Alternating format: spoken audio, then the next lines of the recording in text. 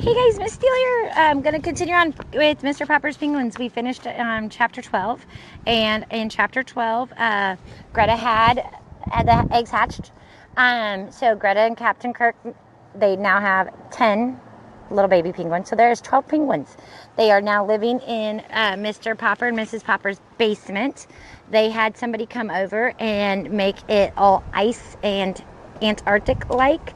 They have ice blocks that they have and made an ice castle, and they've dug a hole in the ground to make a swimming pool for the penguins, and they're buying real fish instead of the canned shrimp because the penguins like that. So 12 penguins living in their basement. All right, chapter 13, here we go. Money worries. There came a night, however, when Mrs. Popper, having put the children to bed, stopped Mr. Popper on his way to the cellar. "Papa," she said, "I must talk to you. Come and sit down."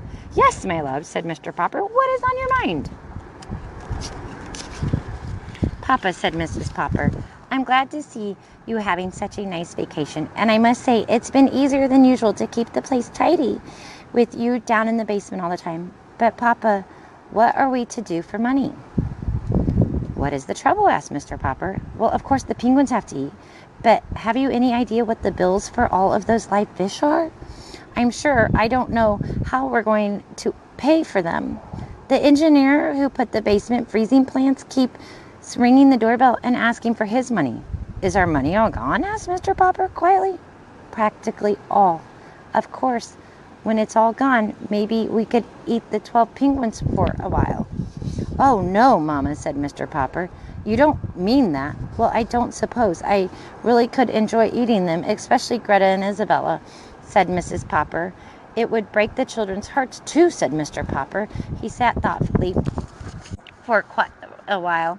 "I have an idea, Mama," he said at last. "Maybe we could sell them to somebody and we could have a little money to live on," said Mrs. Popper. "No," said Mr. Popper. "I have a better idea. We will keep the penguins. Mama, have you heard of the trained seals acting in theaters?" "Of course I have heard of trained seals," answered Mrs.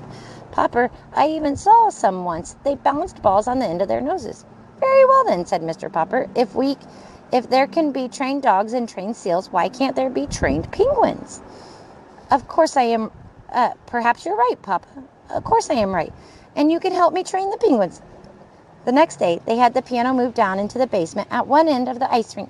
Mrs. Popper had not played the piano since she had married Mr. Popper, but with a little practice, she began to remember some pieces she had forgotten. The wind's picking up. Sorry, guys. "What these penguins like to do most," said Mr. Popper, "is drill like an army, to watch Nelson and Columbus get in a fight with each other, to climb up the stairs and toboggan down. And so we will build our act around those tricks." "They don't need costumes anyway," said Mrs. Popper, looking at the droll little figures. "They already have costumes." So Mrs. Popper picked out 3 different tunes to play on the basement piano, one for each different kind of act. Soon the penguins knew from hearing the music just what they were to do. When they were supposed to parade like a lot of soldiers, Mrs. Popper played Schubert's Military March. When Nelson and Columbus were to fight each other with their flippers, Mrs. Popper played the Merry Widow Waltz. When the penguins were supposed to climb and toboggan, Janie and Bill would drag out into the middle of the ice 2 portable stepladders and a board that Mr. Popper had used when he was decorating houses. Then Mrs. Popper would play a pretty descriptive piece called "By the Brook." It was cold in the cellar, of course, so that Mrs. Popper had to learn to play the piano with her gloves on. By the end of January, Mr. Popper was sure the penguins are ready to appear in any theater in the country. All right, so that's it for chapter 13. So they were really concerned about money and how they're going to pay for all this stuff and continue to feed the penguins. And they, brainstormed some ideas and like, I got it. We're going to make these penguins learn to perform and become an act and do their tricks. And we'll do that and we'll figure it out and we'll make the money that way. So we'll have to see what happens in chapter 14. Bye, guys.